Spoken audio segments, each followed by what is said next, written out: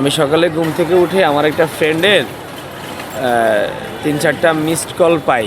তা আমি তাকে কলটা ব্যাক করার পরে সে আমাকে বলল আমাদের বান্ধবী জান্নাতারা রুমি নাকি আত্মহত্যা করেছে, গলায় ফাঁস দিয়েছে। আমি বললাম তুমি কিভাবে জানলা?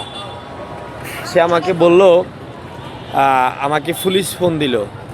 তার ফোনে আমার এখানে এই ডায়ালের সম্বন্ধে আমার নাম্বার ছিল, সেজন্য আমাকে ফোন দিয়ে আমাকে পুলিশ জানাইলো। দেন আমি জান্নাতের ফোনে কল দেই। কল দেওয়ার পরে জান্নাত আমাকে ওখানে জান্নাতের আরেকটা ফ্রেন্ড মিরাজ নামের একটা আমাকে বললো ভাই আমি মিরাজ, আমি জান্নাতের ফ্রেন্ড হই, আমি এখানে আসি। তা আমি ওখানে যাওয়ার পরে দেখি তার বডিটা নিচে পড়ে আছে।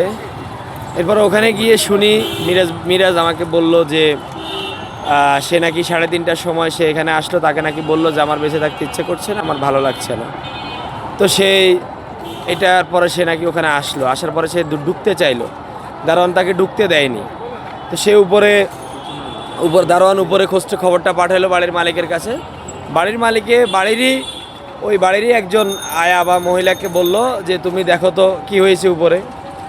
তো উনি নাকি জান্নাত ছাত্রী হোস্টেলের ওই রুমগুলো চেক করতেছিল।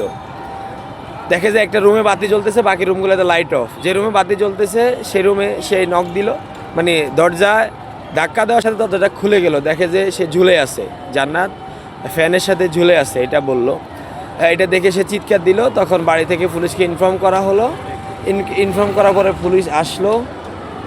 আমি এতটুকু ওখানে গিয়ে শুনেছি আর কি, কিন্তু আমি গিয়ে দেখেছি সেই নিচে পড়া, তার উপরে একটা দেওয়া আর কি জানি বলে, এই বেড কভার দেওয়া তার গায়ের উপরে, একটা গামছা দেওয়া তার গায়ের উপরে, আর সেই যে ওড়নায় পাশ দিয়েছিল এই ওড়নাটা পাশে পড়ে আছে।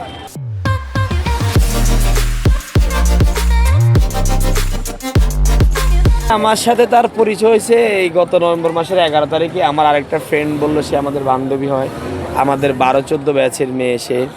তো সেখান থেকে পরিচয়।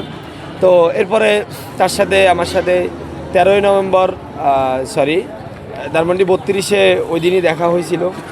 আন্দোলনের বিষয়গুলো নিয়ে আওয়ামী লীগ বিরোধী কিছু কর্মসূচিতে এসে মাঝে মধ্যে এগুলো নিয়ে কথা হইতো আমার সাথে, যে মামার দেশের পরিস্থিতি ভালো না, আওয়ামী লীগ আবারও আসতে চায়, এগুলো নিয়ে মাঝে মধ্যে কথা হইতো আর কি তার সাথে আমার, যে তোমরা কী করতেছ, কী করবো, আন্দোলন কীভাবে কী করা যায় এই আর কি।